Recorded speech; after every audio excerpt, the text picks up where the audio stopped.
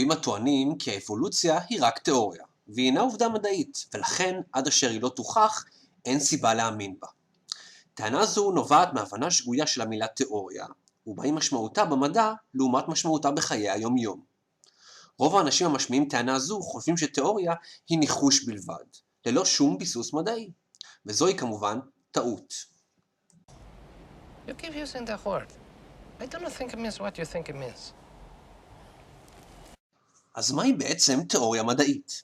תיאוריה מדעית היא, בפשטות, מערכת אשר מסבירה עובדות או תצפיות שונות. מדובר במשהו שונה לחלוטין מהשימוש היומיומי במילה תיאוריה. הפירוש היומיומי של המילה תיאוריה הוא ניחוש, וזה בדיוק ההפך מהפירוש של תיאוריה במדע. לפי הפירוש המילוני, על פי מילון אבן שושן, למילה תיאוריה 3 פירושים שונים. בעצם ניתן לראות כי לאותה מילה יש פירושים שונים ואפילו הפוכים. אנחנו נתמקד בפירוש הראשון והשלישי. בשפה העברית ובשפות אחרות ניתן למצוא מילים רבות בעלות משמעויות שונות והפוכות, הכל בהתאם למשפט ולהקשר בהן הן נמצאות. לדוגמה המילה מחילה.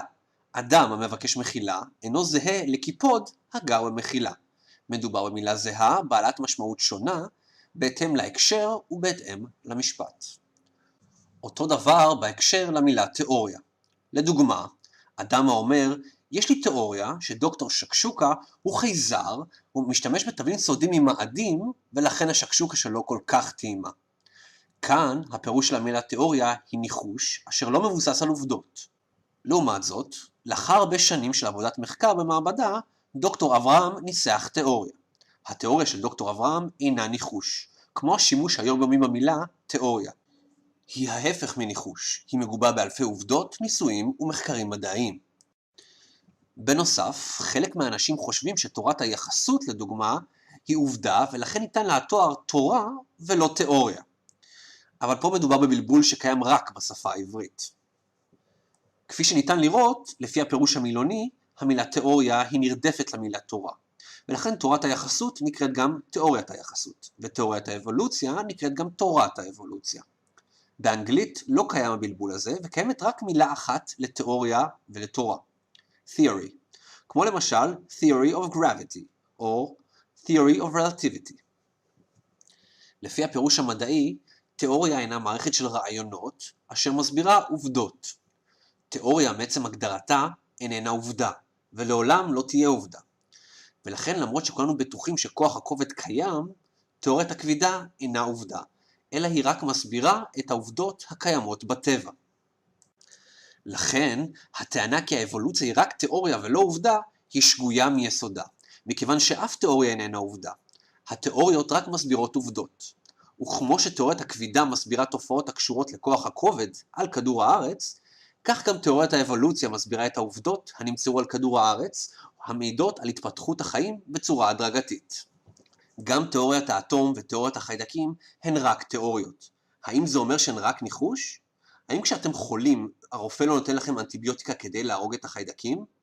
אפילו אם הוא לא ראה בעצמו את החיידק, האנטיביוטיקה עדיין פועלת. האם החומר לא באמת מורכב מאטומים? אז ראינו שתיאוריה אינה יכולה להיות עובדה, אלא רק להסביר עובדות. אבל האם האבולוציה היא לא רק תיאוריה, הבאה להסביר עובדות, אלא גם עובדה אמיתית בשטח? בואו נסתכל על תיאוריית הכבידה. היא אמנם תיאוריה, אבל היא גם עובדה אמיתית בשטח. זוהי עובדה שעצמים נופלים. עצמים עם מסה נמשכים זה לזה. דבר זה נצפה באופן ישיר, ולכן מדובר בעובדה. תיאוריית הכבידה מחפשת להסביר מדוע העצמים נמשכים אחד לשני. ההסבר הטוב ביותר שלנו לכבידה כיום היא תיאוריית היחסות של איינשטיין, שמסתמכת על כל העובדות והתצפיות. אבל תיאוריה זו אינה מלאה, ועדיין כיום מדענים חוקרים את תיאוריית הכבידה.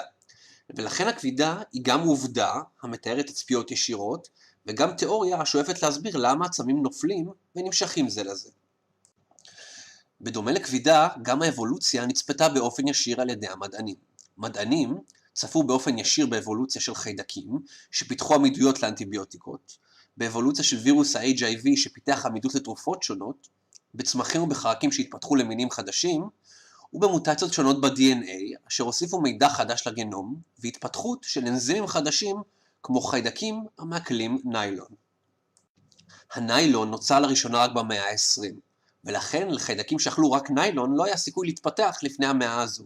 הוכחה ישירה לאבולוציה של החיידקים. מדענים צפו בכל אספקט של אבולוציה, ולכן זו עובדה שמינים חדשים מתפתחים ממינים אחרים. לכן אבולוציה היא גם עובדה, מכיוון שהיא מתארת מה מתרחש, והיא גם תיאוריה המסבירה כיצד יצורים מתפתחים. תיאוריית האבולוציה כוללת מוטציות גנטיות, ברירה טבעית וסחף גנטי כמנגנונים להתפתחות של מינים חדשים. ולכן, כמו הכבידה, אבולוציה היא גם עובדה וגם תיאוריה. אז בפעם הבאה שאתם שומעים את המשפט, אבולוציה היא רק תיאוריה ולא עובדה, אז תדעו שהאדם שעומד מולכם לא רק שאינו מבין באבולוציה, אלא גם לא יודע את משמעות המילה תיאוריה.